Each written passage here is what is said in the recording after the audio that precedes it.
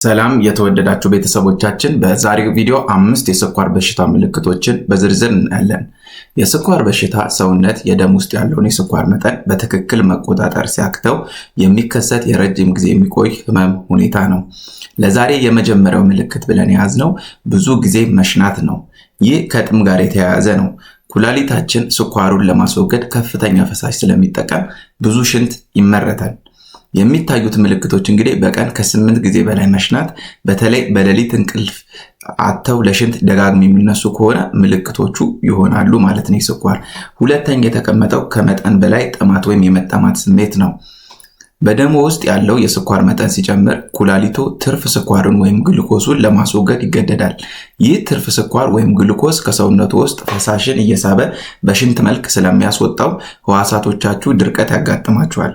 ውሃ ቢጠጡም የማይረካና የማያቋርጥ የጉሮሮ መድረቅ ወይም የውሃ ፍላጎት ይታያል።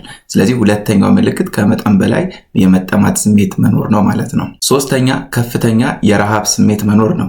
ምግብ ቢመገቡ እንኳን በደም ውስጥ ያለው ስኳር ወይም ግሉኮስ ወደ ህዋሳቶቻችሁ መግባት አይችልም። ይህ የሚሆነው የኢንሱሊን እጥረት ሲኖር ወይም ኢንሱሊን ስራውን በአግባቡ መስራት ሲያቅተው ነው።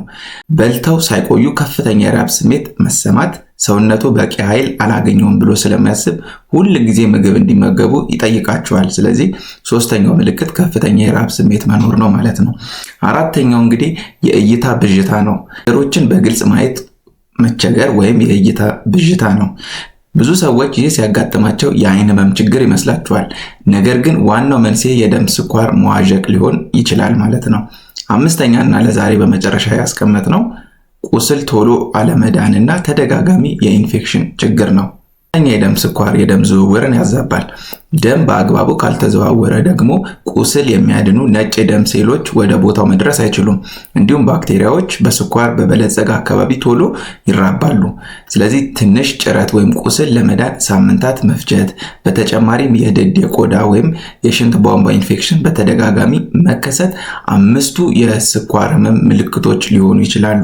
በሌላ አስተማሪ ቪዲዮ እስከምንገናኝ መልካም ጊዜ።